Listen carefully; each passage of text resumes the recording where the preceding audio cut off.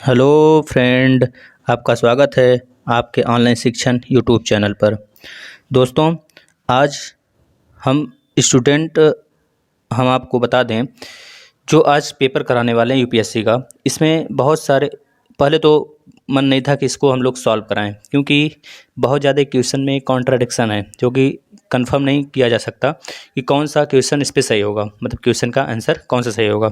तो आज पेपर कराने का सिर्फ यही मतलब है हमारा कि आप लोग क्वेश्चन के पेपर का नज़रिया देख लें, किस टाइप से क्वेश्चन पूछा जाता है और कितने क्वेश्चन हैं और इसमें किस आधार पे क्वेश्चन पूछे जाते हैं। वैसे हम आपको बता दें, जो इसमें पॉलिटी का और जियोग्राफी का क्वेश्चन है वो तो 100% मान के चलिएगा, जो उसका आंसर हम बताएंगे वो 100% सही होगा। ठीक है दोस्तों, गारंटी के साथ कहते हैं। तो हम लोग स्टार्ट करते हैं। स्टार्ट करने से पहले हम आपको स्टूडेंट बता दें, यह क्वेश्चन पेपर सिर्फ बहुत सारे स्टूडेंट के कहे जाने पर आपके सामने लाया गया है, बट इसमें बहुत सारे कॉन्ट्राडिक्शन में आपको देखने को मिल सकता है। 50-50% यानी कह सकते हैं क्वेश्चन बहुत सारे ऐसे हैं जो कि सही हैं। 50% दो दो ऑप्शन मिल सकते हैं आपको सही, और कुछ क्वेश्चन के आंसर बिना आयोग की तरफ से आए आंसर सीट के नहीं कंफर्म किया जा सकता है, बिकॉज उसका आधार तो हम लोग सही निकाल सकते हैं, उसका नज़रिया हम लोग सही बता सकते हैं, लेकिन कॉन्ट्रक्शन कॉन्ट्रडिक्शन होने के कारण हमारा अनुमानित आंसर गलत हो सकता है। बस आप लोग समझिएगा कि इसमें पॉलिटी और ज्योग्राफी के जितने भी क्वेश्चन होंगे वो हम बिल्कुल सही करवाएंगे, 100% सही करवाएंगे, और बाकी के भी आंसर करवाएंगे, बट आप आयोग की तरफ से आंसर सीट आने के बाद ही कंफर्म मानिएगा उसे। ठीक है, तो इतना आपको पता होगा, जो यूपीएससी हर साल अपने पेपर को कराती है उसका नज़रिया हर साल बदल जाता है। जैसे कि अगर इस बार देखें तो इस बार करंट का वेटेज बहुत ज़्यादा कम है, यानी कि करंट कह लीजिए 2-3 आपको मिल सकता है, या फिर इकोनॉमिक्स से रिलेटेड मिल सकते हैं। वैसे क्योंकि इसको डर था कहीं हमारा 4 अक्टूबर वाला भी पेपर कैंसिल ना हो जाए, तो इस वजह से आयोग हो सकता है पहले पेपर बना के रख लिया हो। और इसमें करंट का हमको पता है कि वेटेज जो 6-7 1 साल के लगभग होते हैं वही ज़्यादातर होते हैं। इस वजह से हो सकता हो इसका मतलब कि ये मूड रहा हो कि हो सकता है 4 अक्टूबर को भी पेपर ना हो, इस वजह से करंट ना रहा हो, तो उस पर हम लोग नहीं जाते हैं, उसका कारण कुछ भी रहा हो। तो हम लोग पहला क्वेश्चन स्टार्ट करते हैं। चलिए, पहला क्वेश्चन क्या पूछा है, कार्बन नैनो ट्यूब के संदर्भ में निम्नलिखित कथनों पर विचार कीजिए। तो आप लोग क्वेश्चन को पढ़ेंगे, हम आंसर बताते हुए चलेंगे। अब देखिए, इसमें पूछा है कार्बन नैनो ट्यूब के संदर्भ में निम्नलिखित कथनों पर विचार कीजिए। यहाँ पे ऑप्शन आपको दिया हुआ है,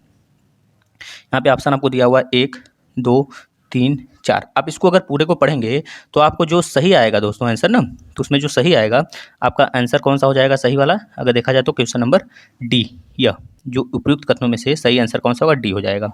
आप लोग इसको पढ़ेंगे, अच्छे से पढ़ेंगे, पॉज करके देखेंगे वीडियो को, ठीक है। और इसका आंसर अगर हम बोले तो option number D is right answer, यह करेक्ट आंसर है। आप लोग इसको मानिएगा करेक्ट आंसर, ठीक है दोस्तों। चलिए, तो हम लोग नेक्स्ट क्वेश्चन पे आते हैं, दूसरे क्वेश्चन पर। दूसरा क्वेश्चन क्या पूछा है अच्छे से देखेंगे आप लोग पहले इसे। दूसरे क्वेश्चन में यह पूछा गया है कि जो हमारा निम्नलिखित गतिविधियों पर विचार कीजिए। पहले तो यह इसमें ध्यान दीजिएगा आप, यह कृषि से रिलेटेड है दोस्तों।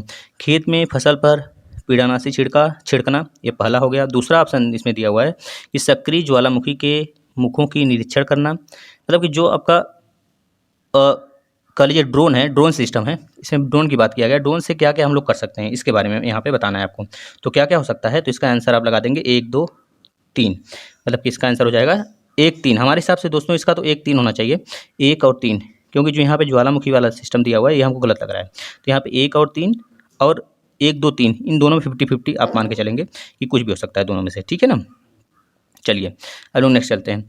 जो दूसरा के बाद तीसरा क्वेश्चन देखते हैं, ऊपर की तरफ आते हैं, स्लाइड करते हैं। चलिए नेक्स्ट क्वेश्चन देखते हैं हम लोग। तीसरा क्या बोल रहा है, यह प्रयोग 3 ऐसे अंतरिक्ष यानों को काम में लाएगा जो एक समबाहु त्रिभुज की आकृति में उड़ान भरेंगे, जिसमें प्रत्येक भुजा 1 मिलियन किलोमीटर लंबी है, यानी कि समबाहु त्रिभुज के आकार की है, ठीक है, बस आप मान लेंगे। और लेजर बीच में चमकती हुई लगी होगी। तो इसमें बोल रहा है कि वह जो प्रयोग है, कथित प्रयोग है, किसको संदर्भित करता है। तो आप लोग इसमें आंसर लगा देंगे इवोल्व्ड Lija, LISA। Option number D is right answer होगा इसका, ठीक है दोस्तों। चलिए नेक्स्ट चलते हैं। अगर इसमें भी कोई भी आंसर आपको गलत लगता है तो आप लोग कमेंट बिल्कुल ये नहीं करेंगे सर आपने गलत आंसर बताया है, क्योंकि हमने पहले ही बता दिया आप लोग को दोस्तों कि जब तक आयोग का आंसर शीट नहीं आ जाता है तब तक आप लोग कंफर्म नहीं मानेंगे। बहरहाल केवल पॉलिटी और ज्योग्राफी को छोड़ के बाकी जो क्वेश्चन हम बोलेंगे 100% सत्य है तो उसको आप लोग सत्य ही मानेंगे, वह आंसर शीट जो आएगा उसमें भी सत्य ही होगा।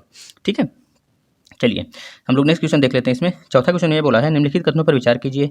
भावी माता पिता के अंड या शुक्राणु, इसको आप पढ़ेंगे 1 2 3 ये सब पढ़ेंगे। तो इसमें देखेंगे जो चौथा आंसर आपका सही है, चौथा में 1 2 3 सही हो जाएगा और ये बिल्कुल करेक्ट है। 1 2 3 आंसर आप लगा के आएंगे, जो लगाया होगा बंदा उसका सही होगा। ठीक है, चलिए नेक्स्ट पे आ जाते हैं, पाँचवा पे। पाँचवा का क्वेश्चन देखते हैं, पहले क्वेश्चन पढ़ते हैं। भारत में न्यूमोकोकल संयुग्मी वैक्सीन्स यानी कि न्यूमोकोकल कंजुगेट वैक्सीन के उपयोग का क्या महत्व है। तो आप अगर इसमें देखेंगे तो इसमें तीनों का महत्व निकलेगा, मतलब 1 भी होगा सही, 2 भी होगा और 3 भी होगा, यानी कि इसका भी answer D is right answer होगा। ठीक है दोस्तों, चलिए आते हैं छठे नंबर क्वेश्चन पे। छठा क्वेश्चन क्या बोल रहा है, देखिए पढ़िए। तो भारत में पब्लिक की इंफ्रास्ट्रक्चर की जो होती है पब्लिक की इंफ्रास्ट्रक्चर पदबंध किसके प्रसंग में प्रयुक्त किया जाता है। तो इसका आंसर आप लोग लगा देंगे दोस्तों। इसका आंसर जो हो जाएगा आपका, जो छठा क्वेश्चन का आंसर हो जाएगा आपका कौन सा हो जाएगा, तो आप बता देंगे इसका। इसमें देख लीजिए पहला क्या दिया है, डिजिटल सुरक्षा आधारभूत संरचना, खाद्य सुरक्षा आधारभूत संरचना बी वाला, यानी कि सी वाला इसका आंसर सही हो जाएगा दोस्तों, स्वास्थ्य देखभाल के लिए। क्योंकि देश में अगर स्वास्थ्य और शिक्षा आधारभूत संरचना एक होता है, अगर ये दोनों सही है तो हम उसको मान सकते हैं कि उस देश की जो पब्लिक की इंफ्रास्ट्रक्चर है वह प्रासंगिक है, यानी कि प्रयुक्त किया जा सकता है, इसको मान सकते हैं हम लोग। चलिए क्वेश्चन नंबर 7 पे आ जाते हैं। क्वेश्चन नंबर 7 क्या बोल रहा है दोस्तों, इसको पहले क्वेश्चन हम लोग पढ़ते हैं। क्वेश्चन नंबर 7 बोल रहा है, आप लोग पूरा क्वेश्चन देख सकते हैं यहाँ पे। क्वेश्चन नंबर 7 बोल रहा है, निम्नलिखित कथनों में से कौन से पादप और प्राणी कोशिकाओं के बीच सामान्य अंतर के बारे में सही है, इसके बारे में आपको बताना है। आप क्या करेंगे, पहला और दूसरा तीसरा ये पढ़ेंगे अपने से, पढ़ने के बाद आप आंसर जो टिक करेंगे 1 और 2 आंसर इज राइट आंसर होगा दोस्तों। अगर आपको लगता है इसमें कोई दूसरा आंसर हो सकता है तो आप अपना रख सकते हैं कि कौन सा आंसर सही होगा, लेकिन हमारे हिसाब से 1 और 2 राइट आंसर होगा इसका, और यही इसका करेक्ट आंसर है, इसको मान के चलेंगे आप। ठीक है, चलिए अब आ जाते हैं हम लोग 7वें के बाद 8वें क्वेश्चन पे आ जाते हैं, ऊपर की तरफ देखिएगा, आप लोग क्वेश्चन पूरा देख सकते हैं यहाँ पे। देखिए दोस्तों इसमें भी थोड़ा कंट्राडिक्शन है, कन्फ्यूजन माना जा सकता है इसमें, क्योंकि बहुत सारे जो यूट्यूबर बताए हुए हैं इसका आंसर 1 2 3 4 5 सारे बता दिए हैं, लेकिन हमारे हिसाब से और आयोग के हिसाब से भी जो आएगा क्वेश्चन आप लोग उसमें देख सकते हैं, जो इसका आंसर सही होगा वो 1 3 और 4 सही होगा, यानी कि option number C is right answer होगा इसका, आप मान सकते हैं 8वें नंबर का। ठीक है दोस्तों, चलिए क्वेश्चन आप पढ़ लिए होंगे, नेक्स्ट चलते हैं 9वें क्वेश्चन पे। आप लोग ध्यान से देख सकते हैं क्वेश्चन को, पहले अच्छे से क्वेश्चन को पढ़ेंगे, फिर उसके बाद हमारे साथ सॉल्व करेंगे। ठीक है, या फिर अपना सॉल्व कर सकते हैं अकेले। पहले क्वेश्चन को पढ़िए। यदि निकट भविष्य में दूसरा वैश्विक वित्तीय संकट होता है तो निम्नलिखित में से कौन से कार्य यानी नीतियां भारत को सबसे अधिक संभावना के साथ कुछ उन्मुक्ति प्रदान कर सकती हैं। तो आप इसका आंसर अगर लगाएंगे दोस्तों तो इसका आंसर हो जाएगा आपका, देखा जाए 9वें का, तो बस पहला, मतलब कि क्वेश्चन नंबर 1 इज राइट है। अगर क्वेश्चन नंबर 1 में आप पढ़ेंगे पहला क्या बोल रहा है, अल्पकालीन विदेशी ऋणों पर निर्भर न कर रहना, मतलब यही इसका राइट आंसर होगा, क्योंकि इसमें पूछा है कौन सा उत्तर सही है, इसको बताना है, तो केवल आपका 1 वाला, ये वाला सही है, यानी कि option number A is right answer है। चलिए आ जाते हैं हम लोग 10वें क्वेश्चन की तरफ। आप लोग ध्यान से चलिए, थोड़ा हम फास्ट चलने की कोशिश करेंगे। इसका तो आंसर आप क्वेश्चन पढ़ लेंगे, इसका answer A is right answer होगा। ठीक है ना, ए इसका राइट आंसर हो जाएगा। आप इसको देख सकते हैं, इकोनॉमिक्स का क्वेश्चन है दोस्तों ये। चलिए हम आते हैं क्वेश्चन नंबर 11 की तरफ। क्वेश्चन नंबर 11 क्या बोल रहा है, ध्यान से आप लोग पहले क्वेश्चन को पढ़ेंगे। भारत के सांस्कृतिक ऐतिहासिक के संदर्भ में पारमिता शब्द, पारमिता यानी कि अगर इसका इंग्लिश में देखें, पारमिता मतलब आप समझ सकते हैं, पारमिता का इंग्लिश उसमें दिया होगा आपको PARAMITAS। ठीक है, इसको इस तरह दिया होगा, आप इसको पढ़ सकते हैं। यहाँ पे हम लिख देते हैं PARAMITAS, यह होता है, इसको आप लिख सकते हैं पारमितास। ठीक है दोस्तों, इसमें जो पूछा हुआ क्वेश्चन, इसमें देखिए ऑप्शन नंबर ए दिया हुआ सूत्र पद्धति में लिखे गए प्राचीनतम धर्मास्त्र पाठ के बारे में बताता है पारमिता, या फिर जो आंसर है उसको बता देते हैं हम आपको। Answer number C is right answer होगा इसका, सी इज राइट आंसर इसका हो जाएगा दोस्तों। इसको देख लीजिए, लेकिन कन्फ्यूजन है इसमें, ध्यान से देखेंगे, ये कन्फ्यूजन में हम डाल दें इसको। आप लोग इसका सही, अगर इसके सिवा कोई और आंसर हो सकता है तो आप लोग बता सकते हैं इसका। ठीक है ना, क्योंकि अभी कोई भी यूट्यूबर या फिर कोई भी जो क्वेश्चन अभी आया हुआ है आप में, उस कन्फ्यूजन में ही है। बहुत सारे क्वेश्चन कन्फ्यूजन में है दोस्तों, इसको कहा नहीं जा सकता कि ये सही होगा। आयोग देखिए इसमें जो सी वाला ऑप्शन है उसको भी सही कर सकता है, और आपका जो ए वाला ऑप्शन है दोस्तों इसको भी सही कर सकता है, ये दोनों। तो इन दोनों में 50-50 आप मान के चलते हैं, ठीक है ना। लेकिन इन्हीं दोनों में से सही होगा, आप इसको ध्यान में रख सकते हैं। चलिए नेक्स्ट चलते हैं, 12वां देखते हैं। 12वां क्वेश्चन बोल रहा है भारतीय इतिहास के संदर्भ में 1984 का रखमाबाई मुकदमा किस पर केंद्रित था। तो इसको भी आप कन्फ्यूजन में ले लें। पहले तो हम इसको पहले ही बता देते हैं, इसका आंसर में नहीं पता है दोस्तों। आप लोग इसका आंसर अगर पता होगा तो आप इसे बता सकते हैं। बस हमारा मकसद यहाँ पे यह है कि आपको क्वेश्चन प्रोवाइड करना, ठीक है। आपको क्वेश्चन देखिए, अगर पता है आंसर तो इसको बताइए, और जो नहीं पता है, जो हमें पता है वो तो हम बता ही रहे हैं, ठीक है। आप बस क्वेश्चन देखते चलिए। चलिए नेक्स्ट क्वेश्चन देखते हैं, क्वेश्चन नंबर 13। क्वेश्चन नंबर 13 से ध्यान से देखेंगे, यह अच्छा क्वेश्चन है दोस्तों, क्योंकि आप लोग इसको कर सकते हैं, बहुत अच्छा क्वेश्चन है। निम्नलिखित में से किस कारण से भारत में 20वीं शताब्दी के आरंभ में नील की खेती का ह्रास हुआ, बताइए। तो उत्पादकों के ऊपर सरकार का नियंत्रण सिर्फ हो गया था, बस इसको आप याद रखेंगे, यही इसका राइट आंसर होगा। चलिए नेक्स्ट आ जाते हैं। अब यहाँ पे देखेंगे 14 नंबर का क्वेश्चन क्या बोला है, वेलेजली ने कलकत्ता में फोर्ट विलियम कॉलेज की स्थापना किस लिए की थी। तो यह भी राइट आंसर दोस्तों, इसका आंसर आप बी लगा देंगे, ये राइट आंसर है इसका, ठीक है। बस उसी लिए किया गया था, आप इसको ध्यान में रखेंगे, और बाकी सारे आंसर ए सी डी सब गलत हैं, ठीक है। चलिए नेक्स्ट क्वेश्चन पे आ जाते हैं, क्वेश्चन नंबर 15। ध्यान से देखेंगे, यह भी बिल्कुल करेक्ट आंसर हम बताएंगे इसका। उल गुलान, ये जो बिरसा मुंडा झारखंड वाला हुआ था ना, वही है 1899 से 1900 तक। तो इसको आप लोग याद रखेंगे, ये इसका राइट आंसर है 15 का। चलिए नेक्स्ट आ जाते हैं 16 नंबर क्वेश्चन पर। 16 नंबर क्वेश्चन क्या बोला है दोस्तों, आप लोग पहले ध्यान से पढ़ेंगे। प्राचीन भारत के विद्वानों साहित्यकारों के संदर्भ में निम्नलिखित कथनों पर विचार कीजिए। तो इसका जो आंसर होगा दोस्तों, बस ऑप्शन नंबर सी सही होगा, बस यही आपका सही है, कालिदास वाला, ठीक है। और बाकी सब गलत हैं, यह भी करेक्ट आंसर है, इसमें भी कोई कन्फ्यूजन नहीं है, ठीक है। क्वेश्चन नंबर हम नेक्स्ट पे आते हैं, आप लोग ध्यान दीजिएगा। क्वेश्चन नंबर 17, थोड़ा स्पीड चलते हैं क्योंकि बहुत काफ़ी क्वेश्चन है, तो नहीं तो फिर लंबा समय खिंच जाएगा ना। मानव प्रजनन तकनीकी में अभिनव प्रगति के संदर्भ में प्राक केंद्रिक स्थानांतरण यानी कि प्रो न्यूक्लियर ट्रांसफ़र का प्रयोग किस लिए होता है। तो इसका आंसर आप बता देंगे लास्ट वाला, यानी कि क्वेश्चन नंबर 17 का answer D is right answer है दोस्तों, ठीक है। इसमें सी देख सकते हैं आप, लेकिन क्वेश्चन नंबर डी मान के चलें आप, इसे राइट आंसर है इसका, ठीक है। आप लोग को लगता है कोई आंसर गलत है तो आप लोग सही बता सकते हैं उसका, ठीक है ना। वैसे यहाँ पे पूरी कोशिश की जा रही है आपको सारे आंसर सही बताए जाए, ठीक है। आप लोग ध्यान से इसको पढ़ें। 18वां नंबर का क्वेश्चन बोल रहा है दोस्तों, विकास की वर्तमान स्थिति में कृत्रिम, आप लोग देख सकते हैं इसको, रुकिए हम आप लोग को दिखाते हैं। देखिए क्वेश्चन, विकास की वर्तमान स्थिति में कृत्रिम बुद्धिमत्ता निम्नलिखित में से किस कार्य को प्रभावी रूप से कर सकती है। तो आप इसका आंसर लगा देंगे दोस्तों, 1, 3 और 4 इसका राइट आंसर हो जाएगा। 1, 3 और 4 इसका राइट आंसर होगा, यानी कि एक में क्या लिखा है, आप लोग ध्यान से देखें, एक में क्या लिखा है, एक में लिखा है औद्योगिक इकाई में विद्युत की खपत कम करना, और जो 2 है दोस्तों, 2 वाला तो पहला गलत है मान लीजिए, और रोगों का निदान, ये भी सही है। 1, 3 और चौथा बोल रहा है विद्युत ऊर्जा का बेतार संचरण, मतलब कि वही जिसमें तार वगैरह ना लगा हो, वायरलेस हो, तो ये अभी आपका सही, यानी कि 1, 3 और 4 मान सकते हैं, इसका answer B is right answer, ठीक है ना। चलिए अब देखेंगे 19 नंबर, दृश्य प्रकाश संचार, यह तो आपका मान लीजिए कि साइंस से रिलेटेड क्वेश्चन है, साइंस का ही क्वेश्चन है दोस्तों। इसमें ये जो आंसर होगा, आप पहले क्वेश्चन को अच्छे से पढ़ लीजिए, हम इसका आंसर बताते हैं। आंसर आपका 1 राइट होगा, और इसका आंसर 2 राइट होगा, और 3 राइट आंसर होगा। मतलब कि जो चौथा है विद्युत व्यतिकरण, ये तो हमारा प्रकाश तरंग में होता ही है, जितने भी तरंगे होते हैं उसमें व्यतिकरण और अनुदैर्ध्य सब होते हैं, इसमें लिखा है नहीं होता व्यतिकरण, तो इसका मतलब ये साफ साफ गलत दिखा रहा है हमको। इसमें कौन सा हो जाएगा, 1, 2, 3 इज राइट आंसर, 1, 2, 3 कहाँ दिया हुआ है, option number A is right answer इसका, ठीक है। चलिए नेक्स्ट चलते हैं, क्वेश्चन नंबर 20। क्वेश्चन नंबर 20 ध्यान से देखेंगे दोस्तों, ब्लॉकचेन तकनीकी के संदर्भ में निम्नलिखित कथनों पर विचार करना है आपको, यह बताएंगे। इसको आप ध्यान से पढ़ेंगे तो इसमें आप पाएंगे कि 1 और 3, जो 1 और 3 आंसर है दोस्तों वो राइट आंसर है। 1 और 3 किस में है, option number D is right answer. चलिए नेक्स्ट आ जाते हैं, नेक्स्ट आते हैं, ये देखिएगा पॉलिटी से है। अब इसमें जो भी क्वेश्चन पॉलिटी से 18 से 17-18 क्वेश्चन है, आप 100% लिख के लीजिएगा, जो यहाँ पे बताएंगे हम वो 100% सत्य बताएंगे, क्योंकि हमारा कोर सब्जेक्ट ही पॉलिटी है, इसको आप मान के चलिए, ठीक है ना। चलिए और ये भी याद रखिए, जो हमारे चैनल पे पढ़ाया गया पॉलिटी दोस्तों, उसमें से 4 क्वेश्चन आए हुए हैं, 4 क्वेश्चन आए हुए हैं।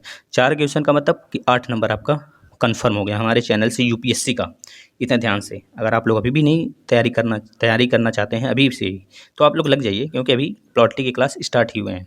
ठीक है, चलिए, तो इसमें देखिए जो 21वां क्वेश्चन पूछ रहा है, संसदीय व्यवस्था वाली सरकार वह होती है जिसमें, तो आप बता देंगे जिसमें कि जो सरकार संसद के प्रति उत्तरदायी होती है और उसके द्वारा हटाई भी जा सकती है। जो लोकसभा होता है उसी के द्वारा तो हटाया जा सकता है सरकार को। ठीक है, तो याद करिए इसको, कौन सा हो जाएगा आपका, आपका बी इज राइट आंसर होगा। करेक्ट है, 100% करेक्ट है दोस्तों, इसको आप मान के चलिए। जितने भी पॉलिटिक यहाँ पे बताए जा रहे हैं वो 100% करेक्ट मानिए आप। भारत के संविधान का कौन सा भाग कल्याणकारी राज्य के को प्रदर्शित करता है? तो आपको याद होगा कि हमारा राज्य की नीति निर्देशक तत्व जो है, यानी कि डीपीएसपी, जो भाग नंबर 4 में है, जिसमें कि हमारा कितने से आता है, 35 से लेकर 51 तक अनुच्छेद आते हैं, आप लोग याद रखेंगे। ठीक है, 51 का जो आ जाता है हमारा मौलिक कर्तव्य आते हैं, जिसमें कि 11वां अभी हाल में जोड़ा गया है। ठीक है ना, जो कि शिक्षा से रिलेटेड है। चलिए, क्वेश्चन नंबर 23 करते हैं हम लोग। क्वेश्चन नंबर 23 में पूछा गया है, निम्नलिखित कथनों पर विचार कीजिए, आपको बताना है इसमें कौन सा आंसर सही है। तो आप इसको लगाएंगे, क्वेश्चन नंबर जो 23 का आंसर है दोस्तों, वो केवल 2 इज राइट आंसर है, केवल और केवल 2 इसका राइट आंसर होगा, केवल 2 जो। ठीक है ना, भारत का संविधान नागरिकों की स्वतंत्रता तथा उन आदर्शों जिस पर संविधान आधारित है की सुरक्षा हेतु न्यायिक पुनरावलोकन कर सकता है, की व्यवस्था कर सकता है, इसको याद रखेंगे। ठीक है, ये तो आपका पता होगा, जो बेरूबारी मामला वाला वाद हुआ था, बेरूबारी वाद, उसमें आप लोग पढ़े होंगे इसको, तो बस उसी से रिलेटेड है।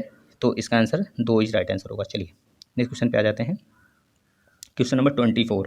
क्वेश्चन नंबर 24 में आप डायरेक्ट इसका भी तो बता सकते हैं, एक अंतिम लक्ष्य के रूप में राज्य विहीन समाज, बस इसका आंसर ए सही हो जाएगा। आप इसको नोट करेंगे, इसको अच्छे से पढ़ेंगे। गांधीवादी और मार्क्सवादी अगर पढ़े होंगे तो देखिए, ये तो मार्क्सवाद का ही विचार है, ये भी मार्क्सवाद का विचार है, और यह भी मार्क्सवाद का, मतलब कि जो ये तीनों है, ये मार्क्सवाद का ही केवल विचार है। लेकिन जो यह है ना, इसमें गांधीवादी और मार्क्सवाद दोनों ही सहमति जताते हैं उस पर, तो आप याद रखेंगे इसको। ठीक है ना, चलिए हम आ जाते हैं दोस्तों क्वेश्चन नंबर 25 की तरफ। क्या बोल रहा है, भारत के संदर्भ में नौकरशाही मतलब जो वही यूपीएससी, पीसीएस, जितने भी ये सब लोक सेवा वाले एग्जाम्स होते हैं उसकी बात कर रहे हैं, का निम्नलिखित में से कौन सा उपयुक्त चरित्र चित्रण है? मतलब आपको पढ़ना पड़ेगा, सारा पढ़ेंगे तो आप पाएंगे जो 25वें का आंसर नंबर डी है, question number option number D है, लोक नीति को कार्यान्वित करने वाला अभिकरण, बस यही सही होगा। ठीक है, इसको याद रखेंगे आप। ठीक है, क्वेश्चन नंबर 26 पे आते हैं। क्वेश्चन नंबर 26 क्या बोला है, ध्यान से देखेंगे। भारत के संविधान की उद्देशिका, जो भारत की संविधान की उद्देशिका है वो हमें क्या बताती है, इसमें बस आपको पढ़ना होगा सारा। जब पढ़ते हुए आप आएंगे तो क्वेश्चन जब ऑप्शन नंबर डी पे आएंगे तो वही उसका सही आंसर होगा।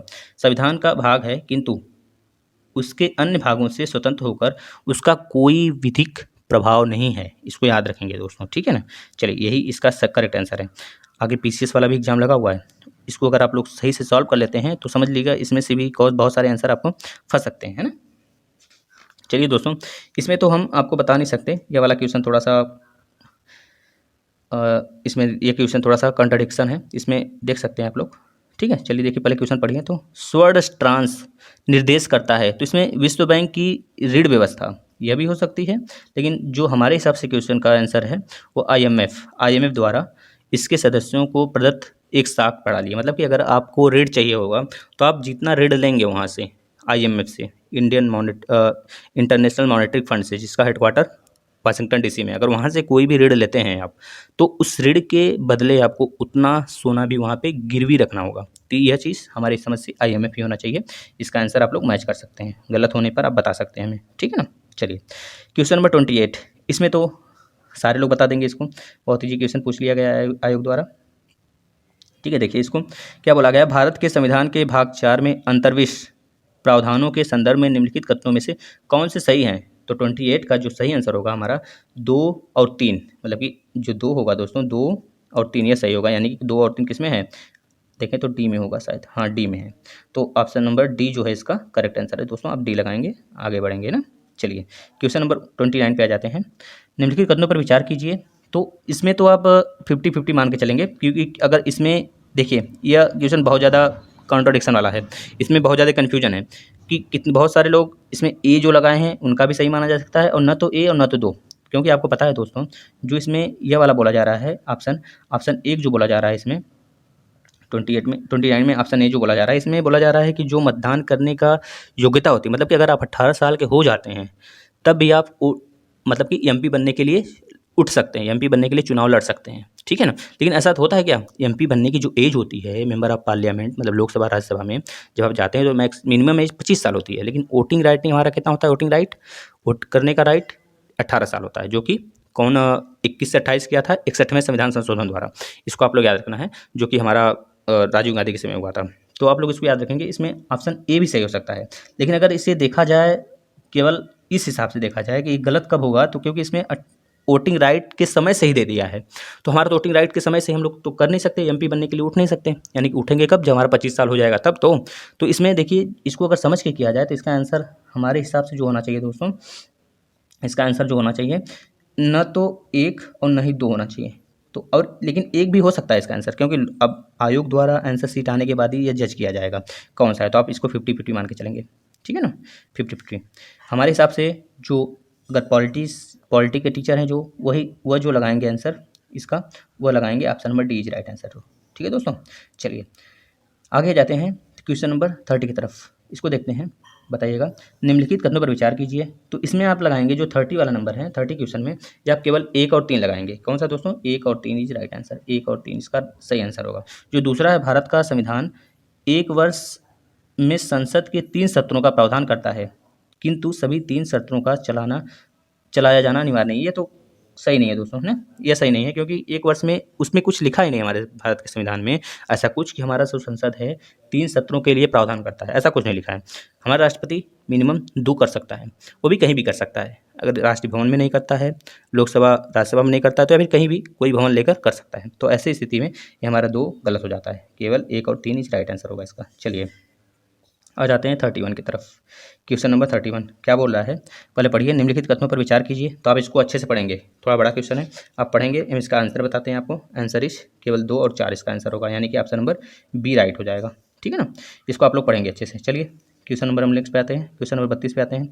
ये देखिए अच्छा क्वेश्चन है, ये तो आप लोग इसी तरह कर ले जाएंगे। देखिए दोस्तों, इसको हम आपको थोड़ा सा डिटेल में बता देते हैं।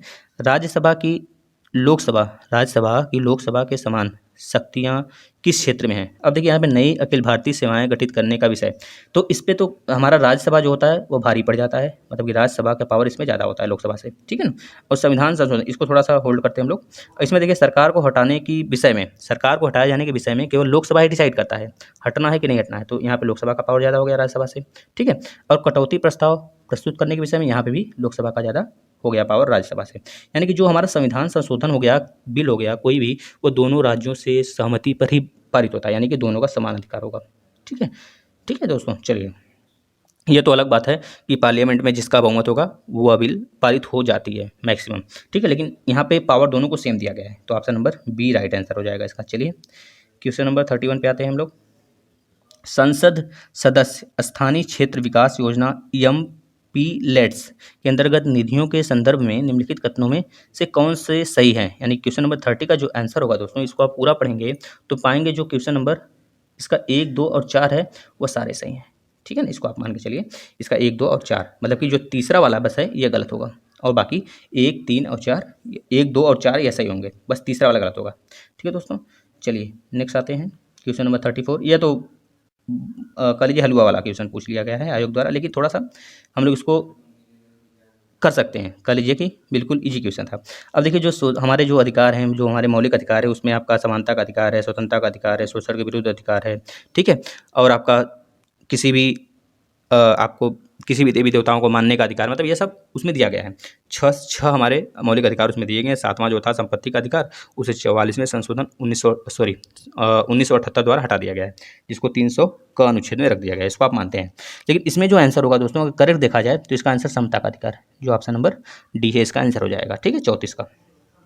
चलिए क्वेश्चन नंबर 35 पे आते हैं। क्वेश्चन नंबर 35 क्या बोला है, ध्यान से देखेंगे। भारत में न्यायपालिका का कार्यपालिका से पृथक्करण, ये तो हमारा डायरेक्ट हमको बता देता है, हमारा राज्य का नीति निर्देशक तत्व जो है दोस्तों, यही हमारा कार्यपालिका को न्यायपालिका के संदर्भ में पृथक्करण करता है। आर्टिकल नंबर अगर देखा जाए इसका, तो आर्टिकल नंबर 50 में ये बातें कही गई हैं, आप इसको पढ़ सकते हैं दोस्तों, ठीक है ना। चलिए आते हैं नेक्स्ट क्वेश्चन पे, 36 क्वेश्चन नंबर।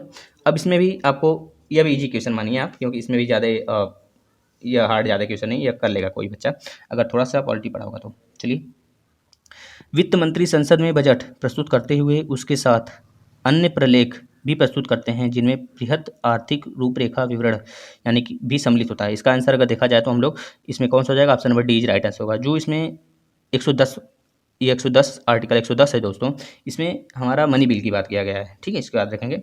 और जो 112 है इसमें आर्टिकल, जो यह आर्टिकल है इसमें एनुअल फाइनेंस के बारे में बात किया गया है, एनुअल फाइनेंशियल सिस्टम के बारे में बात किया गया है, ये भी आप लोग याद रखेंगे, ठीक है। चलिए नेक्स्ट क्वेश्चन पे चलते हैं। क्वेश्चन नंबर 37, क्वेश्चन नंबर 37 क्या देख रहा है, क्या बोल रहा है, सुनिए अच्छे से। परिभाषा से संवैधानिक सरकार का अर्थ है। अब बताइए, ये तो मानने वाला क्वेश्चन, अच्छा क्वेश्चन इसको मान लीजिए आप लोग, ठीक है ना। इसमें बताइए कौन सा आंसर सही हो जाएगा। तो बताइए, जो हमारा सरकार होता है वह, उसकी जितने भी पावर होते हैं वो क्या होते हैं, सीमित ही तो होते हैं। अब ऐसा तो नहीं होता है हमारा सरकार कुछ भी कर ले, क्योंकि वह भी, हमारा सरकार भी संविधान के अंदर बंधा होता है, जो संविधान में लिखा है उसका उल्लंघन नहीं करता है, यानी कि इसका आंसर क्या हो जाएगा, सीमित सरकार, ठीक है ना। चलिए डी आंसर हो जाएगा। 38 देखते हैं। 38 देखिएगा ध्यान से आप लोग। जो 38 बोल रहा है दोस्तों, 38 में क्या बोल रहा है, मूल अधिकारों के अतिरिक्त भारत के संविधान का निम्नलिखित में से कौन से भाग मानव अधिकारों की सार्वभौम घोषणा 1948 यानी कि universal declaration of human rights 1948 के सिद्धांत एवं प्रावधानों को प्रतिबिंबित करता है। तो बस जितने भी हमारे राइट्स होते हैं, जितने भी प्रावधान होते हैं, वो हमारा अगर साफ साफ देखा जाए दोस्तों, तो यह भी अगर मान ले तो ये भी कन्फ्यूजन वाला क्वेश्चन है, देख लीजिए। इसका आंसर केवल दो भी हो सकता है, राज्य के नीति निर्देशक तत्व, लेकिन जो हमारे संविधान में जो सार्वभौमिक घोषणा वाला पोर्शन है उसको प्रतिबिंबित करने का बात किया हुआ है। प्रतिबिंबित हमारा उद्देशिका में भी होता झलकता है, और मौलिक कर्तव्य में भी कुछ बातें हैं जो कि 29 में कहा गया है। मौलिक कर्तव्य के 29 में ये बातें कही गई हैं, ठीक है। तो आप इसका आंसर क्वेश्चन नंबर डी अगर लगाए होंगे और क्वेश्चन नंबर डी लगाए होंगे, मतलब कि बी और डी, तो इसमें 50-50 मान के चलते हैं। अब आयोग डिसाइड करेगा आपका कौन सा आंसर सही है, यानी कि डी और बी दोनों सही हो सकता है। चलिए नेक्स्ट पे आ जाते हैं हम लोग। क्वेश्चन नंबर 39, क्वेश्चन नंबर 39 का देखिए आंसर क्या दे रहा है। क्वेश्चन नंबर 39 का आप पढ़ेंगे अच्छे से और इसका आंसर आप लगाएंगे अच्छे से। पहले क्वेश्चन को पढ़ेंगे, इसका आंसर केवल 1 और 2 हो जाएगा दोस्तों, यानी कि option number A is right होगा। 1 और 2 इज राइट आंसर इसका। इसको आप अच्छे से पढ़ेंगे क्वेश्चन को, ठीक है ना। इसको सॉल्व करेंगे, यह भी हमारा इकोनॉमिक्स से रिलेटेड हो जाता है, और कहिए तो पॉलिटी से ही रिलेटेड है, मैक्सिमम पोर्शन इसका पॉलिटी से ही है, ठीक है। चलिए अब देखिए नेक्स्ट क्वेश्चन क्या बोल रहा है। 40वां में अगर देखा जाए दोस्तों, तो इसको भी कन्फ्यूजन मानिएगा आप थोड़ा सा, ठीक है। इसमें सॉल्यूशन है, अब इसका आंसर बताएंगे हमें, आप इसका आंसर हमें बताएंगे 40वें का। इसको आप बस क्वेश्चन देख लीजिए। हमारा मेन मोटिव यह है कि आप क्वेश्चन कैसे आते हैं, क्वेश्चन यूपीएससी में कैसे क्वेश्चन पूछे जाते हैं उसको आप जान सकें, पहले तो यह रखें ध्यान में, क्योंकि जब तक आपको हाव भाव नहीं पता होगा तब तक आप कैसे किसी चीज़ को सॉल्व कर सकते हैं। आप किसी चीज़ को हैंडल तभी कर सकते हैं जब उसका हाव भाव पता हो, उसमें कैसे क्वेश्चंस आते हैं, कैसे मतलब कि कितना हार्ड क्वेश्चन पूछा जाता है, मीडियम लेवल का कितना पूछा जाता है, इजी लेवल का कितना पूछा जाता है। तो आप इसके अनुमान लगा कर ही तभी आगे बढ़ सकते हैं, ठीक है। इसको आप रखिएगा, जब तक आप एक कदम पीछे नहीं हटेंगे तब तक आप 4 कदम आगे नहीं जा सकते, इस बात को भी ध्यान रखिएगा। चलिए क्वेश्चन नंबर 41 पे आ जाते हैं। जो क्वेश्चन नंबर 41 है दोस्तों, इसमें जो आंसर है यह भी कन्फ्यूजन में आप ले लीजिए थोड़ा सा, ठीक है, कन्फ्यूजन में ले लीजिए इसको भी। यह भी आप बताएंगे क्वेश्चन, बस क्वेश्चन आप 41 पढ़ लीजिए, इसका आंसर हम नहीं बता सकते, ठीक है ना, आप बताएंगे इसका आंसर। चलिए आ जाते हैं आप क्वेश्चन नंबर 42 पे। क्वेश्चन नंबर 42 देखिएगा। जो क्वेश्चन नंबर 42 है दोस्तों, इसमें जो आंसर होगा, अगर देखा जाए आंसर तो इसका केवल और 3, मतलब कि केवल 3 वाला राइट आंसर होगा।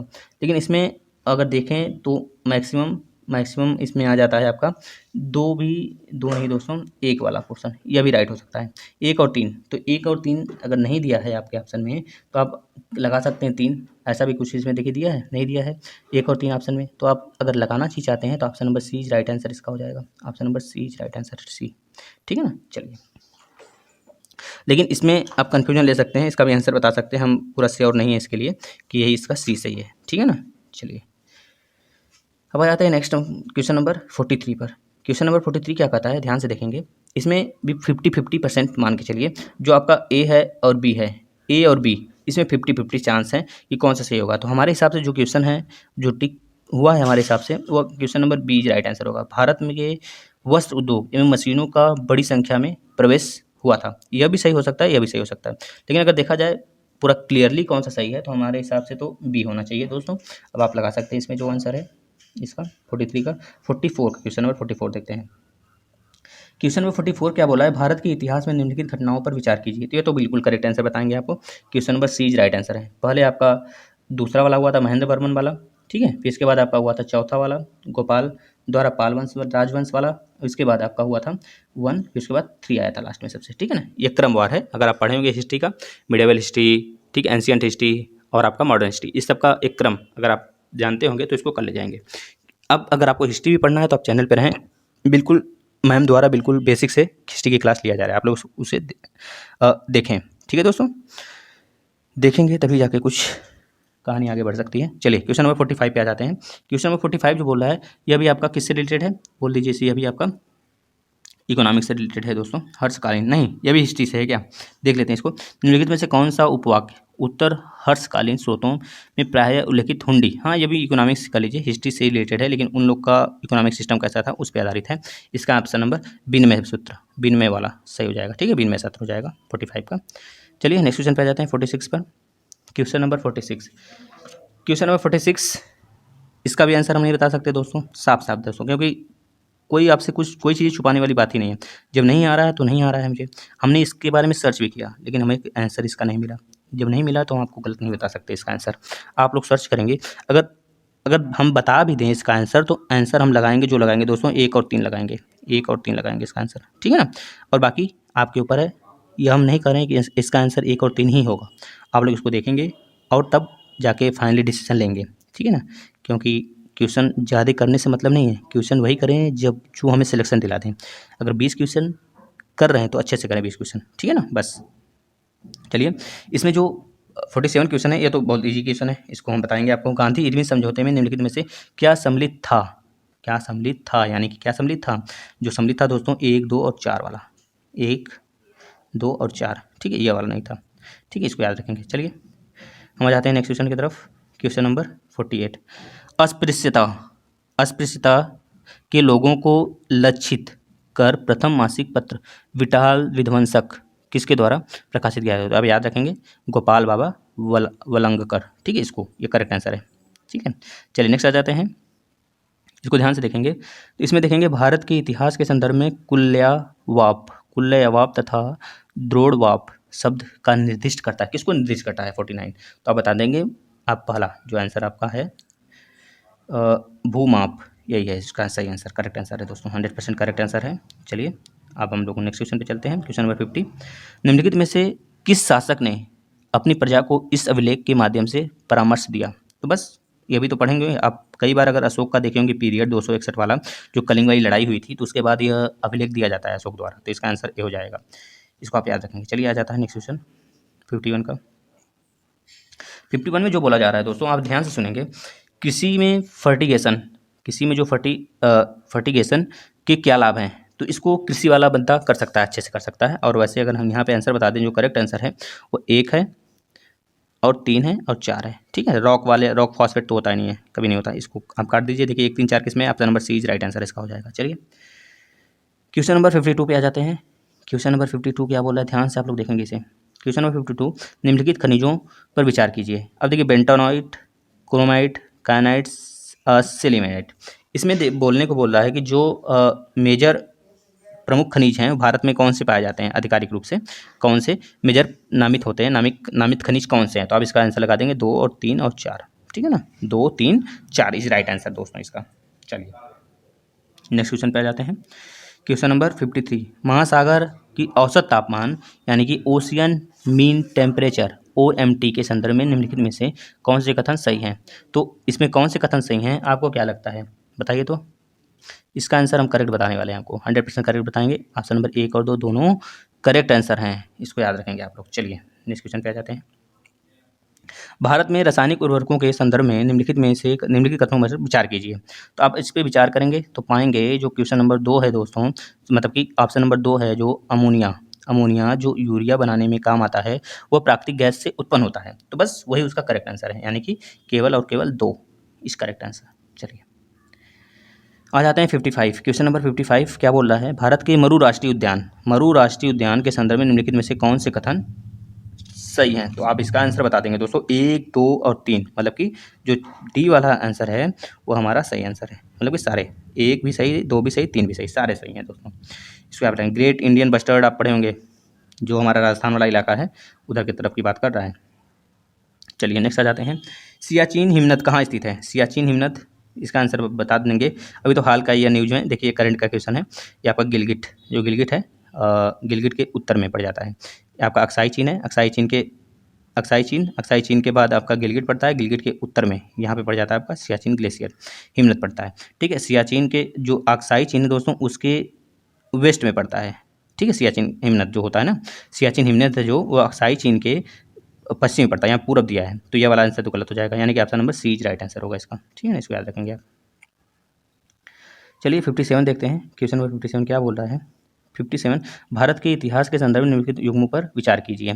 तो बताइए इसका आंसर कौन सा होगा 57 का? तो बता देंगे केवल 1 और 4, केवल 1 और 4 इज राइट आंसर इसका, 1 और 4। ठीक है ना, चलिए अब नेक्स्ट देखते हैं दोस्तों, इसको देखिएगा 58 ध्यान से देखेंगे आप लोग, तो इसमें आप पाएंगे, पढ़ेंगे अच्छे से क्वेश्चन को, तो इसमें जो केवल 2 वाला आंसर है, केवल 2 वही सही आंसर होगा, केवल और 2, केवल 2 वाला आंसर सही आंसर इसका होगा। चलिए नेक्स्ट आ जाते हैं 59 में। 59 क्या बोल रहा है, निम्नलिखित कथनों पर विचार कीजिए। जो जेट प्रवाह केवल उत्तर गोलार्ध में होता है, केवल कुछ चक्रवात के केंद्र में वाताक्षी उत्पन्न करता है, चक्रवात की वाताक्षी के अंदर का तापमान आसपास के तापमान से लगभग 10 सेंटीग्रेड कम होता है। तो केवल 2 और 3 इसका सही आंसर होगा दोस्तों, केवल 2 और 3, केवल 2 और 3 सही इसका आंसर होगा। ठीक है ना, चलिए आ जाते हैं नेक्स्ट क्वेश्चन की तरफ। निम्नलिखित बाघ आरक्षित क्षेत्रों क्रांतिक बाघ आवास कहाँ पे सबसे ज़्यादा है, मतलब क्रिटिकल टाइगर हैबिटेट कहाँ पर है? तो बता देंगे आप, जो नागार्जुन श्री सैलम है, यह इसका सही आंसर है। ठीक है दोस्तों, याद रखेंगे। रणथंभौर कॉर्बेट नेशनल पार्क आपका कहाँ पड़ जाता है? उत्तराखंड में, रणथंभौर राजस्थान में, सुंदरबन आपका पश्चिम बंगाल में, तो ये याद रखेंगे, इसका लोकेशन भी अच्छे से आप। चलिए नेक्स्ट क्वेश्चन आ जाता है 61 में देखेंगे, तो 61 का आंसर कौन सा सही हो जाएगा? आप इसे पढ़ेंगे अच्छे से, पढ़ने के बाद ही क्वेश्चन सॉल्व करेंगे। 61 का जो आंसर है दोस्तों हो जाता है ऐसे पौधे, मतलब कि ऑप्शन नंबर बी राइट है, ऐसे पौधे की खेती किसी भी परिस्थिति में नहीं हो सकता, ये इसका राइट आंसर है। अब इसको क्वेश्चन पढ़ के सॉल्व कर सकते हैं। 62, क्वेश्चन नंबर 62, यह कन्फ्यूजन वाला है, इसको ध्यान दीजिएगा। यह जो क्वेश्चन है ना कन्फ्यूजन वाला है, कन्फ्यूजन लिख देते हैं, कन्फ्यूजन, और 62 भी कन्फ्यूजन वाला ही है, कन्फ्यूजन। ठीक है ना, इसका भी याद रखेंगे। कॉन्ट्राडिक्शन है इसमें, 2-3 आंसर, 2 आंसर हमको सही लग रहे थे, तो आप इसको बताएंगे, इसका आंसर भी आप ही बताएंगे हमें। चलिए छोड़ते हैं, बस क्वेश्चन आप देख लीजिए अच्छे से, है ना। चलिए 63 पे आ जाते हैं। क्वेश्चन नंबर जो 63 है दोस्तों, इसका जो राइट आंसर हो जाएगा, राइट आंसर इज केवल थर्ड, केवल तीसरा राइट आंसर है ये वाला। मृदा में कार्बन पृथक्करण संभव है। ठीक है, इसको याद रखेंगे आप।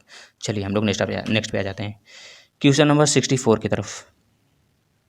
क्या बोल रहा है, भारत की जैव ईंधन की राष्ट्रीय नीति के अनुसार जैव ईंधन के उत्पादन के लिए निम्नलिखित में से किनका उपयोग कच्चे माल के रूप में किया जा सकता है? तो आप याद रखेंगे, कोई भी पदार्थ हो अगर उसको हम सड़ा गलाकर भूमि के अंदर उसे कंपोस्ट कर दें तो खाद के रूप में काम कर जाता है, यानी कि बस प्लास्टिक नहीं होना चाहिए। तो इसमें कोई प्लास्टिक तो है नहीं, देखिए प्लास्टिक है कोई, तो जब प्लास्टिक नहीं है तो मतलब कि सारे सब कुछ सड़ सकते हैं। जब सब कुछ सड़ सकते हैं तो सब कुछ क्या बन सकते हैं? खाद बन सकते हैं, कंपोस्ट हो सकते हैं। तो इसका मतलब इसका आंसर क्या हो जाएगा? 1, 2, 3, 4, 5, 6 इज राइट आंसर। इस तरह क्वेश्चन को किया जाता है। ये सब अच्छे अच्छे क्वेश्चन है दोस्तों। ठीक है, चलिए 65 की तरफ आ जाते हैं। अब 65 आप पहले डाल लीजिए, इसको हम हाथ खड़ा कर देते हैं इसके लिए। कन्फ्यूजन यानी कि ऑप्शन नंबर ए भी, 2 भी, दोनों सही हो सकते हैं। तो हमारे हिसाब से जो ऑप्शन नंबर 2 है वो राइट आंसर है, इसको आप मान के चलेंगे। ठीक है, चलिए 65 के बाद आ जाते हैं। आयोग के द्वारा आने के बाद ही इसका आंसर जो है डिसाइड हम लोग कर सकते हैं, वैसे नहीं।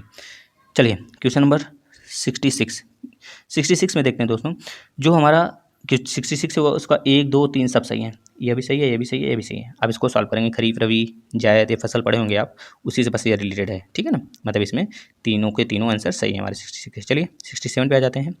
67 ध्यान से देखेंगे, ये बिल्कुल इजी क्वेश्चन है, चाय इसका आंसर हो जाएगा। अब इसको लगा सकते हैं चाय। ठीक है ना, 50 से 100 सेंटीमीटर वर्षा की आवश्यकता पड़ती है।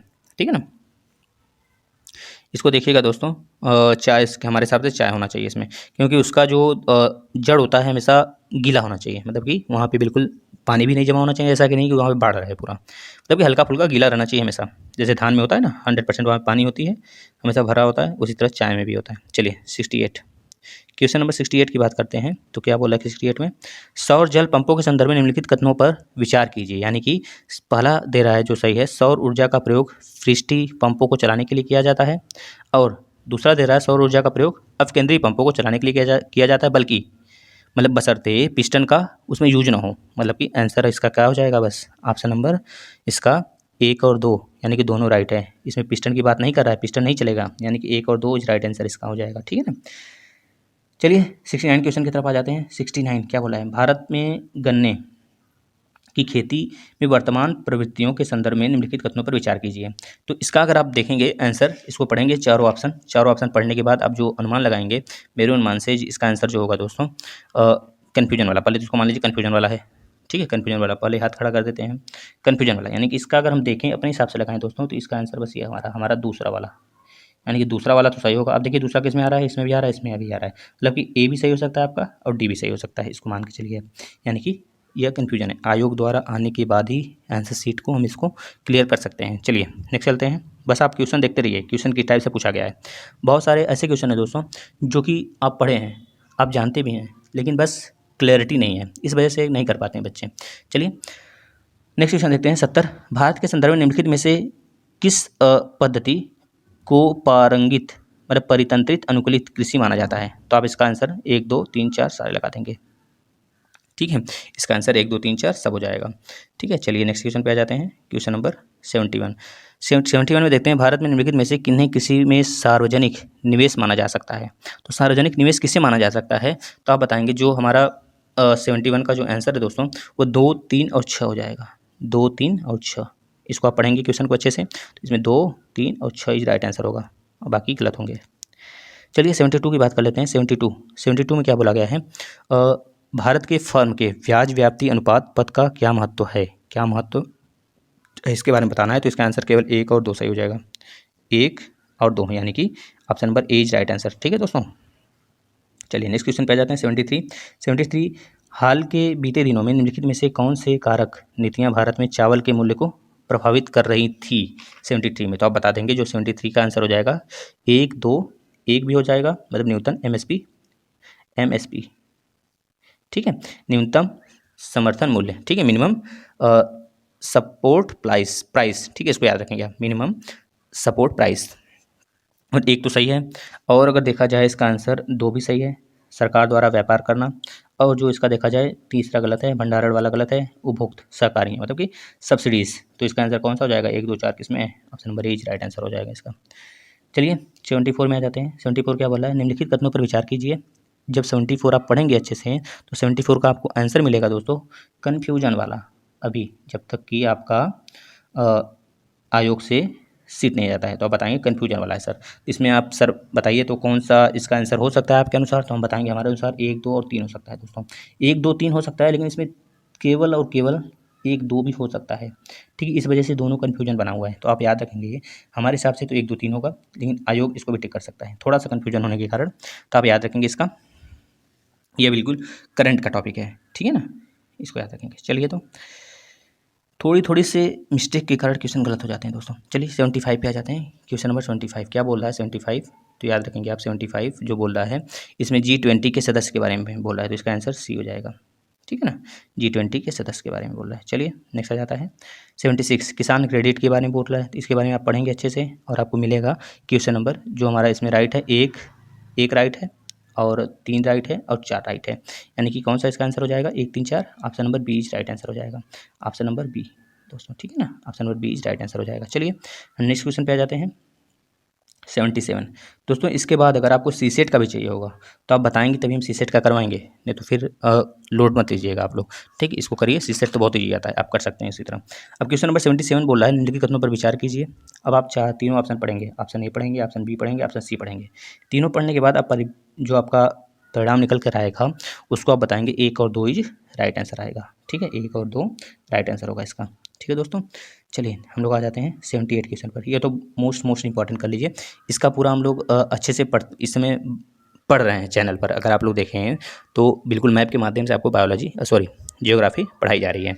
तो इसमें जो वोल्गा है कैस्पियन सी में गिरता है, जाम्बेजी हिंद महासागर में गिरता है, मेकांग जो दोस्तों आता है आपका जितने भी पूर्वी दक्षिण दक्षिण पूर्व वाले राज्य हैं, यानी कि आपका चीन हो गया, म्यांमार हो गया, थाईलैंड हो गया, आपका नीचे आ गया आपका इंडोनेशिया आ गया, यहाँ पे गिरता है। अंडमान सागर से कोई इसका रिलेशन है ही नहीं। ठीक है दोस्तों, इसका आंसर क्या हो जाएगा, 3 और 4 हो जाएगा। चलिए इसके बाद आ जाता है दोस्तों 79, क्वेश्चन नंबर 79 के बारे में देख लेते हैं हम लोग। इसमें बोला है निम्नलिखित कथनों पर विचार कीजिए। तो इसमें अगर आप इसको सॉल्व करेंगे तो पाएंगे जो ऑप्शन 1 है वो भी गलत है भैया, ऑप्शन 2 है वो भी गलत है, यानी कि option number D is right answer इसका हो जाएगा। चलिए तो क्वेश्चन नंबर हम 80 पे आ जाते हैं, 80। भारतीय अर्थव्यवस्था के संदर्भ में निम्नलिखित कथनों पर विचार कीजिए। अगर आप सारे यहाँ पे ऑप्शन पढ़ते हैं दोस्तों, सारे ऑप्शन पढ़ने के बाद आप नतीजन पे आएंगे कि आपका जो आंसर सही है, इस सारे ऑप्शन को आप पढ़ेंगे अच्छे से। सारे ऑप्शन को पढ़ने के बाद आप नतीजन पे आएंगे, अगर आपने क्वेश्चन पढ़ा हुआ है इस तरह के, तब आप बताएंगे क्वेश्चन नंबर जो आपका सर है सी वो राइट आंसर है, 1 और 3 राइट आंसर होगा। चलिए अब हम लोग आ जाते हैं क्वेश्चन नंबर 81 की तरफ। क्वेश्चन नंबर 81 क्या बोला है, ध्यान से आप लोग सुनेंगे पहले। भारत में प्रत्यक्ष विदेशी निवेश के संदर्भ में निम्नलिखित में से कौन सी उसकी प्रमुख विशेषता मानी जाती है। तो इसमें अगर देखा जाए तो ये तो राइट आंसर मान के चलिएगा, इसका आंसर जो हम लगाएंगे बिल्कुल सही होगा, option number A is right answer है इसका। ठीक है, यह मूलतः किसी सूचीबद्ध कंपनी में पूंजीगत साधनों द्वारा किया जाने वाला निवेश है। ठीक है ना, बस ये होता है इसका आंसर। चलिए अब हम आ जाते हैं 82, क्वेश्चन नंबर 82 की तरफ आ गए। इसमें देखते हैं क्या बोला गया है। वर्तमान में भारत के अंतर्राष्ट्रीय व्यापार के संदर्भ में निम्नलिखित में से कौन से कथन सही हैं। अगर आप लोग इसको अच्छे से सॉल्व करेंगे तो इसमें 1, 3 और 4 करेक्ट आंसर पाएंगे, यानी कि option number D is right answer होगा इसका। ठीक है दोस्तों, चलिए 83 की तरफ आते हैं। तो 83 क्वेश्चन जो बोला गया है, कभी कभी समाचारों में पाया जाने वाला पद वेस्ट टेक्सास इंटरमीडिएट, जो यह वर्ड है दोस्तों वेस्ट टेक्सास इंटरमीडिएट, ये किस लिए यूज हुआ है, इसका किस श्रेणी के लिए इसको मतलब किस श्रेणी के लिए नाम से जाना जाता है, पदार्थ के श्रेणी के नाम से जाना जाता है, संबोधित किया जाता है। तो आप बता देंगे बहुमूल्य धातु की बुलियन की, मतलब कि बहुमूल्य बुलियन के नाम से जाना जाता है। सॉरी दोस्तों, इसका आंसर गलत बता दिया, फिर से देखिएगा आप तो। इसका आंसर दुर्लभ मृदा धातु होगा, दुर्लभ मृदा धातु होगा, यह होगा। ठीक है ना, इसको ध्यान से देखेंगे। सॉरी उसके लिए गलत हो गया, ऑप्शन नंबर बी हम लगा दिए थे, लेकिन option number C is right answer है। आप भी इसको गूगल कर सकते हैं अगर कन्फ्यूजन हो आपको, तो हमारे हिसाब से राइट है, 100% हम राइट इसका बता रहे हैं, option number C is right होगा। चलिए क्वेश्चन नंबर 84 की तरफ आते हैं। क्वेश्चन नंबर 84 में क्या बोला है, भारतीय अर्थव्यवस्था के संदर्भ में निम्नलिखित में से कौन सा गैर वित्तीय ऋण में सम्मिलित है। तो आप बता देंगे जो केवल और केवल जो 3 है ना वही आपका सही है और बाकी दोनों गलत हैं, पहला और दूसरा गलत है। इसका आंसर केवल 3 राइट है, तो याद रखेंगे 3 का मतलब option number C is right. ठीक है ना, चलिए 85 की तरफ आते हैं। भारत में क्यों कुछ परमाणु रिएक्टर IAEA सुरक्षा उपायों के अधीन रखे जाते हैं जबकि अन्य इस सुरक्षा के अधीन नहीं रखे जाते हैं। तो इसका आंसर आप बता देंगे दोस्तों कि जो हमारा यूरेनियम है ना, यूरेनियम, कुछ यूरेनियम का प्रयोग करते हैं और अन्य थोरियम का प्रयोग करते हैं, इस वजह से इसको इस बाउंडेशन में रखा जाता है ना। एक तो यह भी हमारे समझ से हो सकता है, और एक क्या हो सकता है, कुछ सरकारी स्वामित्व वाले होते हैं और अन्य निजी स्वामित्व वाले। तो इसमें देख सकते हैं आप इन दोनों में कौन सा आंसर सही है हमारे समझ से, तो ए सही होगा इसका आंसर। ठीक है ना, चलिए 88 देख लेते हैं। अब देखिए इसमें ट्रिम्स, जो ट्रिम्स वर्ड आया है इसका अगर आप पढ़े होंगे करंट में तो आप इसका आंसर बता सकते हैं, जो कि 1 और 3 है, यह सही आंसर है, 1 और 3 है। ठीक है, चलिए नेक्स्ट चलते हैं 87 की तरफ। क्वेश्चन नंबर 87 क्या बोल रहा है, क्वेश्चन नंबर 87 में दोस्तों ध्यान से आप लोग देखेंगे इसे, यदि RBI प्रसारवादी मौद्रिक नीति का अनुसरण करने का निर्णय लेता है, प्रसारवादी मौद्रिक नीति का अनुसरण करने का निर्णय लेता है, तो यह निम्नलिखित में से क्या नहीं करेगा। तो क्या नहीं करेगा आपको पता होगा, इस समय आपका अच्छा बताइए तो बैंक का रेपो रेट कितना चल रहा है, रेपो रेट तो बता देंगे 4.0। अगर पूछा जाए आपसे आपका रिवर्स रेपो रेट कितना चल रहा है, तो बता देंगे आप रिवर्स रेपो रेट सर इससे थोड़ा सा 35 कम, 0.35 कम है, आप अनुमान लगा लीजिए। इस तरह से हमारे रेपो रेट और रिवर्स रेपो रेट इस समय चल रहे हैं।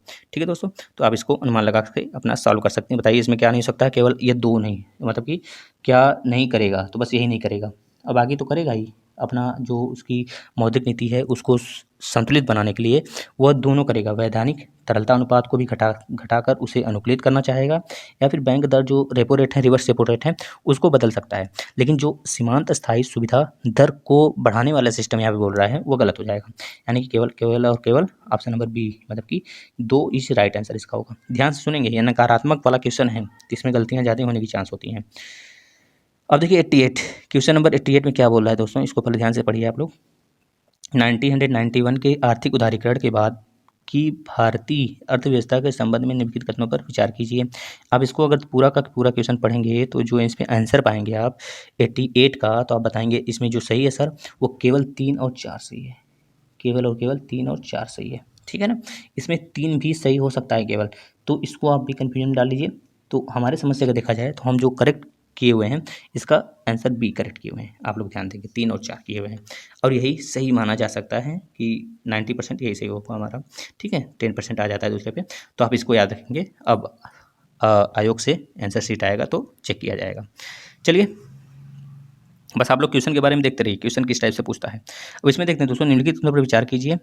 89 क्वेश्चन, कृषि क्षेत्र के अल्पकालीन साख के लिए बात किया गया है। DCCBS ये अनुसूचित वाणिज्य बैंक के कारण बैंक है, सहकारी बैंक की बात इसमें किया गया है।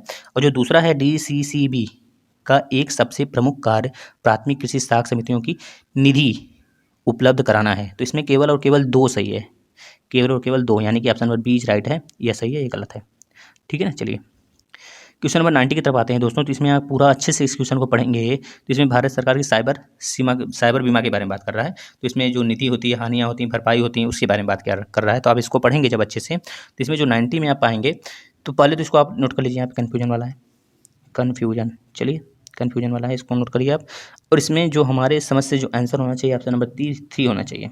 देखिए तो पढ़ लेते हैं। यदि साइबर ब्लात ग्रहण होता है तो इस हानि को न्यूनतम करने के लिए विशेषज्ञ परामर्शदाता की सेवाएं लेने पर लगने वाली लागत, इसको आप भी बताएंगे दोस्तों, इसके आप सर्च करेंगे या फिर आयोग का वेट करेंगे, ठीक है ना। इसको ध्यान से, क्योंकि यह गलत हो सकता है, तो हम नहीं चाहते कि गलत आंसर आपको बताया जाए, ठीक है। चलिए हम आते हैं क्वेश्चन नंबर 91 की तरफ। क्वेश्चन नंबर 91 देखिएगा, इसमें बताइए कौन सा सही है। तो आप बता देंगे जो 91 में सही है दोस्तों, यह हमारे बुद्ध जी भगवान से रिलेटेड है, तो आप बता देंगे 1, 2 और 3, मतलब कि सारे सही हैं, है ना। चलिए 92 की तरफ आ जाते हैं। 92 में आप देखिएगा जो इसमें जो सही आंसर है दोस्तों 1 और 2 सही है, 1 और 2, 1 और 2 सही है, और बाकी गलत आंसर है, ठीक है। चलिए नेक्स्ट क्वेश्चन की तरफ आ जाते हैं। 93 को अगर आप लोग ध्यान से पढ़ेंगे, इसमें पाएंगे जो संरक्षित क्षेत्र कावेरी बेसिन है उसमें जो नागरहोल राष्ट्रीय उद्यान है और पापीकोंडा राष्ट्रीय उद्यान है, यही दोनों जाके वहाँ पे गिरता है उस बेसिन में, तो यानी कि 1 और 2 सही है, और ये दोनों अलग क्षेत्र में जाके गिरते हैं ना। जो ये हमारा जियोग्राफी से क्वेश्चन है, आप लोग पढ़ सकते हैं इसे। चलिए आ जाते हैं 94 की तरफ। भारत की जैव विविधता के संदर्भ में सिलोन, प्रागयोत, कास्त्रीन बारबेट, ग्रे चिंड, मिनीबेट और वाइट थ्रोटेड रेड स्टॉर्ट क्या है, इसके बारे में आप बता देंगे क्या है दोस्तों। तो एक तरह की प्राइमेट है, प्राइमेट, ठीक है ना, याद करेंगे इसको। चलिए ये क्वेश्चन अगर लगाया होगा कोई तो वह सही हो जाएगा उसका। अब इसमें देखिए तो बहुत ईजी क्वेश्चन पूछ लिया है राष्ट्रीय उद्यान से, इसका कान्हा राष्ट्रीय उद्यान हो जाएगा, है ना, ऑप्शन नंबर ए राइट हो जाएगा। अब इसमें देखिए ये भी क्वेश्चन इजी ही पूछा गया है। इस्पात स्लैग निम्नलिखित में से किसके लिए सामग्री हो सकता है। तो सामग्री किसके लिए हो सकता है दोस्तों, इसमें जो हमारा सही होगा 1 और 3 आंसर सही होगा, 2 तो गलत हो जाएगा। पहले मृदा के लिए तो यूज ही नहीं होता है, मृदा में अगर यूज करने लगेंगे तो भूमि जो होगा बंजर हो जाएगा, है ना। 1 और 3 इसका राइट आंसर है। चलिए 97 की बात कर लेते हैं। 97 आप ध्यान से देखेंगे तो निम्नलिखित में से कौन से ऐसे सर्वाधिक संभावनीय स्थान है जहां कस्तूरी मृग अपने प्राकृतिक आवास में मिल सकता है। तो बस ये भी ये भी बहुत इजी क्वेश्चन है, तो आप इसको बता सकते हैं कि जो हमारा 97 का आंसर होगा क्या हो जाएगा दोस्तों, बी 2, यानी कि 2 और 3, 2 और 3 हो जाएगा, यहाँ पर मिल सकते हैं और बाकी जगह पे नहीं। 98 का क्वेश्चन का आंसर देख लेते हैं। ग्रामीण सड़क निर्माण में पर्यावरणीय दीर्घोपयोगिता को सुनिश्चित करने वाला अथवा कार्बन पदचिह्न को हटाने के लिए पद निम्नलिखित में से किसके प्रयोग को अधिक प्राथमिकता दी जाती है। तो बस याद रखिएगा जो कार्बन पदचिह्न मतलब कि कार्बन का पॉल्यूशन से रिलेटेड बात किया गया है। तो इसमें जो ताम्र स्लैग है, ताम्र स्लैग है और पोर्टलैंड सीमेंट है, मतलब 1 और 5 इसका सही आंसर हो जाएगा। चलिए 2 क्वेश्चनों बचे हैं। निम्नलिखित कथनों पर विचार कीजिए। इसमें आप देखेंगे, इसे अच्छे पढ़ेंगे तो क्वेश्चन नंबर केवल 99 का क्वेश्चन नंबर केवल ऑप्शन नंबर केवल 3, मतलब कि ये वाला सही होगा, 1 और 2 गलत होंगे, यानी कि option number C right answer हो जाएगा, ठीक है ना, option number C right answer हो जाएगा इसका। चलिए लास्ट क्वेश्चन 100 क्वेश्चन की तरफ आ गए, ठीक है। खेती में बायोचार का क्या उपयोग है। अगर इसको अच्छे से पढ़ेंगे दोस्तों तो जो इसमें सारे ऑप्शन दिए हैं वो सारे के सारे सही हैं, 1, 2, 3 सब के सब, यानी कि option number D right answer इसका हो जाएगा। तो ठीक है दोस्तों, अगर आपको यह पूरा पेपर का सलूशन अगर अच्छे से समझ में आया है, अच्छे से समझ में आया, जिसमें कन्फ्यूजन है आप लोग आयोग का वेट करिएगा, वहाँ से आने के बाद ही आपको मतलब फाइनली डिसीजन हो सकता है, आप फिर कन्फ्यूजन दूर हो सकता है, क्योंकि हम गलत नहीं क्वेश्चन बता सकते आंसर, और ये भी डायरेक्ट नहीं कह सकते कि ये आंसर इसका सही है। ठीक है, जो कन्फ्यूजन है भाई सबके लिए कन्फ्यूजन है, ये तो क्लियर है आपके लिए सामने। तो जो आंसर हमको सही लगा बिल्कुल वो हमने बताया, और अपना सारे क्वेश्चन पर अनुमान जताया है। तो यह सही भी हो सकते हैं, नहीं भी हो सकते हैं, यानी कि कोई भी बंदा हो तो इसमें 50, मान लीजिए कि 70% ही क्वेश्चन करके आया होगा तो वह उसका सिलेक्शन फिक्स होगा, या फिर मान लीजिए अगर 60% भी है तो फिक्स सिलेक्शन मान सकते हैं उसका। ठीक है ना, 50 से 60 क्वेश्चन के आसपास अगर किया हुआ है बंदा कोई सही का सही बिल्कुल, तो हो सकता है 100% हो जाए, क्योंकि टफ पेपर था दोस्तों। और पिछली बार से तो बिल्कुल चेंज आया था, पिछली बार तो करंट का भरमार था, इस बार आप देख रहे हैं इस पेंडेमिक के कारण कैसे स्थिति बना हुआ है, तो बस पेपर भी उसी आधार पर सेट किया गया कि करंट का टॉपिक ही हटा दिया गया सारा, है ना। तो इतना समझ लीजिए जो इस बार का मेंस होने वाला है ईजी होने वाला है ना। चलिए, तो बताइएगा आप लोग जितने भी क्वेश्चन हमसे गलत हुए होंगे तो उसका आंसर भी आप बता सकते हैं। अगर आपको लगता है यह सही है सर तो आप अपना सुझाव दे सकते हैं कमेंट में, ठीक है। और ये भी बताइएगा अगर सीसेट का भी करना चाहते हैं तो सीसेट भी आपको इसी तरह करवा दिया जाएगा। सीसेट का तो बिल्कुल सारा क्वेश्चन हम सही के सही अटेम्प्ट किए हैं और सब का सब आपको करवा देंगे, ठीक है दोस्तों। अगर आप लोग करना चाहते हैं तो बताइएगा, बिल्कुल भी आपको क्वेश्चन का पेपर प्रोवाइड कर दिया जाएगा इसी तरह। तो आप लोग इस वीडियो को ज़्यादा से ज़्यादा शेयर करें, अपने फ्रेंडों को बताएं और उनको भी बताएं जो तैयारी करना चाहते हैं, कैसे क्वेश्चन आते हैं, कैसे क्वेश्चन पेपर आते हैं आईएएस के, तो बस इसी तरह क्वेश्चन पेपर आते हैं। मेन तो हमारा जो टारगेट होना चाहिए मेंस का होना चाहिए दोस्तों। प्री तो मान लीजिए बाई लक 2-3 बार में मतलब कि निकल सकता है, एक बार 2 बार ट्राई करें निकल जाएगा प्री, और अच्छे से पढ़े रहेंगे तब, क्योंकि इसमें बेसिक चीज़ें नहीं पूछी जाती हैं, इसमें अंदर जाकर मतलब कि समझ लीजिए कि इसमें बिल्कुल आपको नॉलेज वाला भी बनना पड़ेगा, मतलब कि सारी चीज़ें बिल्कुल क्लैरिटी के साथ क्लियर करना होगा आपको, ठीक है ना। तो सॉफ्ट माइंड से आपको पढ़ना पड़ेगा सारी चीज़ें, तब जाके ये क्लियर हो सकता है। तो बस आज के लिए इतना ही बहुत है, हम लोग मिलते हैं नेक्स्ट सेशन में। और आप लोग क्या करिएगा, इसको शेयर ज़्यादा से ज़्यादा शेयर करेंगे, अपने दोस्तों को भी बताएंगे। तो धन्यवाद दोस्तों।